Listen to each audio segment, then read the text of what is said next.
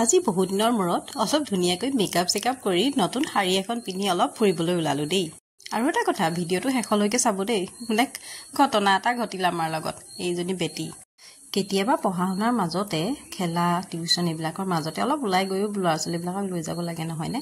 আমি আহি পালোহি ইফালে ৰুদ্ৰসাগৰ ধাবা, মানে ৰেষ্টুৰেণ্ট দুইটাই ক'ব পাৰি একচুৱেলি। তাৰ পৰিৱেশটো বহুত ধুনীয়া। আমি আগতে এবাৰ গৈছিলোঁ, ভাল লাগিল, সেইবাবে আকৌ এবাৰ গ'লোঁ। মই মানে ৰেষ্টুৰেণ্টত খাই ভাল পাওঁ আৰু আমাৰ এখেতে ধাবা নিচিনাবিলাকত খাই ভাল পায়। আৰু সেইফালে বেটা মেনু চোৱাত ব্যস্ত।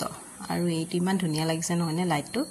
বেটি মানুহ কি হ'ল জানেনে, গাড়ীত উঠাৰ লগে লগে তাই টোপনি গ'ল আৰু গাড়ীতেই আহি এনেধৰণে শুইয়ে থাকিলে, মানে কোচতে। কিবা এটা অৰ্ডাৰ দিম বুলি লৈছিলোহে মাত্ৰ, বতৰটো ইমানেই বেয়া কৰি আনিলে ন, কোলা মোলা কৰি। ভয়তে আমি তাৰ পৰা উঠি গুচি আহিলো। আৰু ঘটনা ঘটিল এইটোৱে, গৈও মানে একো এটা খাব নাপালো, তেনেকৈয়ে গুচি আহিবলগীয়া হ'ল। ভাবিলো নাজিৰাত কিবা খাম, কিন্তু নাজিৰাতো দবা পিটা বৰষুণ, আৰু সেইভাগে আমি গুচি আহিবলগীয়া হ'ল ঘৰলৈ। বেটি গাড়ীতে গৈ গাড়ীতে শুই ঘৰ পালেহি, আৰু ঘৰতে পকৰি চাহ বনাই খালো।